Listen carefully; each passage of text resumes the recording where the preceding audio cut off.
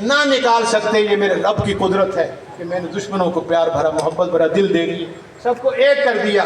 آپس میں مخالفت نہیں تھی, نہ صفین میں, نہ جمل میں, نہ کربلا میں. اگر مخالفت ہوتی تو حضرت معاویہ کے لشکر کے شہید ہونے والوں کا جنازہ علی پڑھاتے, علی پڑھاتے. عشرہ مبشرہ کے لوگ جو سامنے کھڑے ہو گئے, ان کو کیا کہا جس نے حضرت زبیر کے قتل کی خبر دے میں تو جہنم میں جائے. یہ تو محبت ہے. یہ محبت تھی کہ حضرت حسن نے پوری خلافت صرف لوگوں نے صلح کی تھی, اندروں اندر بچوں نہیں کی تھی, صرف صلح نہیں کی تھی, کار چوک کے دیتا سارا.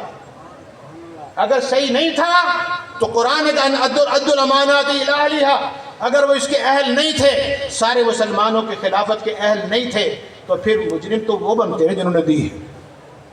قرآن نے تو یہ حکم دیا ہے امانت اس کو جو سنبھال سکتا ہو, اور حضرت معاویہ نے اس امانت کا حق ادا کر کے سنبھالی نہیں, چاند داغے عالم میں اسلام کا پھریرا لہرا دیا.